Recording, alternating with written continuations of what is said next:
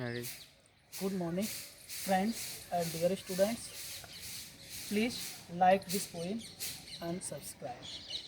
ये जो पोएम है वो जॉन डन के द्वारा लिखी गई है और इस पोएम का टाइटल है गो and catch a falling star, यानी कि टूटते हुए तारे को पकड़ना। यह सेकंड ग्रेड की फर्स्ट ग्रेड इंग्लिश लिटरेचर की पोएम है और ये दूसरे नंबर की पोएम है।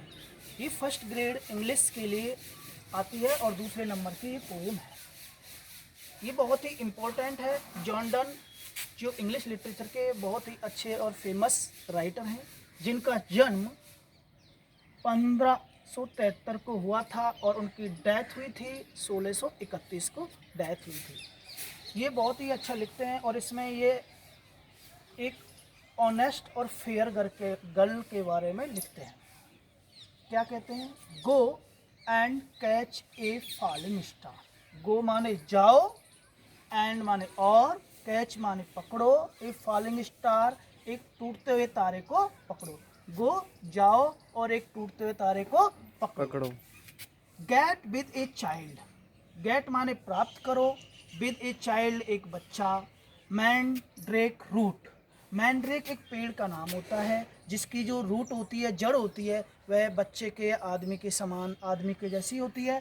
तो ऑथर क्या कहता है कि जाओ मैंड्रेक की जड़ों से एक बच्चा पैदा करो। ये सभी इम्पॉसिबल काम है। इसमें 6 इम्पॉसिबल वर्क हैं, इनके बारे में बताया गया है। टेल मी, और मुझे बताओ। टेल मी, मुझे बताओ। Where all past years are, कि पास्ट ईयर्स का मतलब होता है भूतकाल, और मुझे बताओ कि भूतकाल कहाँ चला गया है और उसको कोई प्रेजेंट में ला सकता है क्या। और who clap the devil's foot. Devil's foot, devil का मतलब होता है राक्षस, फुट माने पैर, क्लैप्ट माने चीरना। कि और ये बताओ कि राक्षस के पैर किसने चीरे हैं, और मुझे ये बताओ कि राक्षस के पैर किसने चीरे हैं। ये सभी इम्पॉसिबल का वर्क है जो ऑथर आदमी को करने के लिए कह रहा है। टीच मी, मुझे सिखाओ। टीच मी, मुझे सिखाओ। टू हियर, सुनना। मरमेड्स, मरमेड्स का मतलब होता है जल परी। सिंगिंग, गाने। तो मुझे सिखाओ कि मरमेड्स यानी जलपरी किस प्रकार से गाना गाती है। और कहा गया है कि जो मरमेड्स गाना गाती है उसको सुनने के बाद आदमी जीवित नहीं रहता। और to keep off enemy sting, और बताओ टू कीप ऑफ कहाँ रखता है, एनिमी दुश्मन अपना जो कब प्रहार करेगा, इसके बारे में भी पता किया जा सकता है। एंड फाइंड, और ढूंढो। वाट वाइंड, जो तुम सब कुछ ढूंढ सकते हो। Serve to advance and honest mind, तुम सब कुछ ढूंढ सकते हो, ये सारा काम कर सकते हो। गिरते हुए तारे को पकड़ सकते हो, मैंड्रेक की जड़ से बच्चा पैदा कर सकते हो। ये सभी इम्पॉसिबल वर्क हैं।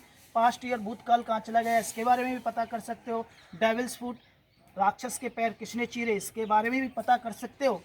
और मरमेड्स का गाना भी सुन सकते हो। और दुश्मन कब प्रहार करेगा इसके बारे में भी बता सकते हो और दुश्मन के बार से बच सकते हो। ये सभी इम्पॉसिबल वर्क पॉसिबल हो सकते हैं, लेकिन to advance and honest mind, लेकिन तुम ये कि कोई ऑनेस्ट माइंड के साथ काम कैसे करेगा। इफ़ यू बीस्ट बॉर्न, यदि तुम एक अजीब दृष्टि के साथ पैदा होते हो। साइट माने दृष्टि। यदि तुम एक अजीब दृष्टि के साथ पैदा होते हो, अजीब मतलब दिव्य दृष्टि के साथ तुम पैदा होते हो। थिंग्स इनविजिबल टू सी, जो अदृश्यनीय वस्तुओं को भी देख सकती है। ऐसी दृष्टि जो दिखाई नहीं देने वाली वस्तुओं को भी देख सकती है, उस दृष्टि के साथ तुम पैदा होते हो। फिर भी और उस दृष्टि के साथ राइड 10,000 ईयर, तुम हजारों 10,000 10,000 रात और दिन घोड़े पे सवारी करो, घुड़सवारी करते हुए निकल जाओ। टिल एज, जब तक जाओ। टिल एज, जब तक घूमो। स्नो वाइट हेयर, जब तक कि तुम्हारे बाल स्नो के बर्फ के जैसे सफ़ेद ना हो जाएं। और तुम एक ऑनेस्ट और वफादार एक लेडी ढूंढो।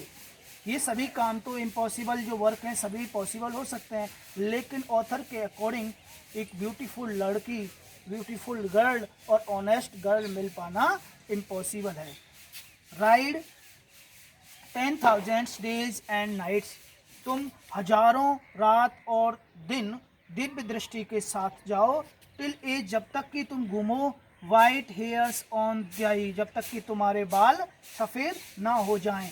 दाओ वैन दाओ रिटर्न, जब तुम लौटोगे 10,000 वर्ष के बाद, दिन रात खर्च करने के बाद जब तुम लौटोगे, बिल टेल मी, तो तुम मुझे बताओगे।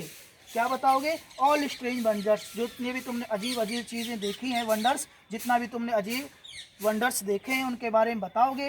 वी फाल दाई, जो तुम्हें मिली थी उनके सबके बारे में बताओगे। लेकिन बताने से पहले मैं तुम्हें फिर बता देता हूँ, एंड स्वेयर, मैं कसम खाता हूँ या मैं तुम्हें निश्चित रूप से श्योर कर सकता हूँ, नो वेयर, तुमने कहीं भी, नो वेयर, तुमने कहीं भी, लाइव्स ए वोमैन, तुम्हें कहीं भी नहीं मिलेगी, ए ट्रू वुमेन एंड फेयर, जो बहुत ही ज़्यादा सुंदर हो और ट्रू हो, ऑनेस्ट हो, यानी लॉयर हो, वफादार हो। इफ़ यू दाउ फॉनेस्ट वन, यदि तुम्हें वह कहीं मिल भी जाती है, ऐसी लड़की मैं तो कह रहा हूँ कि नहीं मिलेगी जो बहुत ज़्यादा सुंदर हो और वफादार हो, यदि फिर भी तुम्हें वह लड़की मिल जाती है, लेट मी नो, तो मुझे बताना, लेट मी नो, तो मुझे बताना, वह कैसा होगा, सच ए पिलग्रिम्स, वह एक वास्तव में एक तीर्थ स्थल के समान होगा, तीर्थ होली प्लेसेस के समान होगा, वहाँ पे जाना, उससे मिलना एक बिल्कुल तीर्थ प्लेसेस के समान होगा और वह बहुत ही अच्छा होगा। यट डू नॉट, फिर भी तुम नहीं रखते हो, आई वुड नॉट गो, मैं नहीं जाऊँगा, फिर भी तुम्हें मिल जाती है और तुम को वह लड़की मिल जाती है, फिर भी मैं वहाँ पे नहीं जाऊँगा। पहले तो खुद ऑथर कह रहा है कि ऐसी लड़की ढूंढो जो मैं ऑनेस्ट हो, सुंदर हो, फिर भी मैं नहीं जाऊँगा, दो एट नेक्स्ट द डोर, चाहे वह अगले ही दरवाजे पे ही क्यों ना हो, we might meet, we might meet, हम उससे मिलेंगे, वी माइट मीट, हमें उससे मिलना चाहिए, दो सी वर ट्रू, जब हम उससे मिले थे तब वह कैसी थी, वह ट्रू यानी सच्ची औरत थी, वफादार थी, लॉयर थी। वैन यू मैट हेयर, जब तुम उससे मिले तब वह बेशक बिल्कुल लॉयर और ट्रू लेडी थी। एट लास्ट, अंत तक, जब तक तुम मिले थे तब तक, अंत तक वह बिल्कुल ईमानदार, ऑनेस्ट और ब्यूटीफुल थी।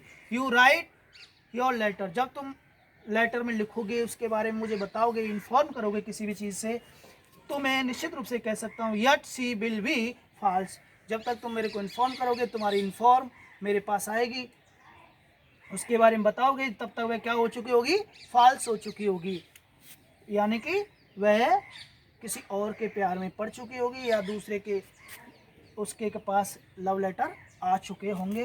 एर आई कम, बिफोर आई कम, मेरे पहुंचने से पहले, मेरे उससे मिलने से पहले, 2 3, 2 या 4 के प्यार में वह पड़ चुकी होगी या 2 या 4 के लेटर आ चुके होंगे। थैंक यू, प्लीज़ इसको लाइक एंड सब्सक्राइब कर देना।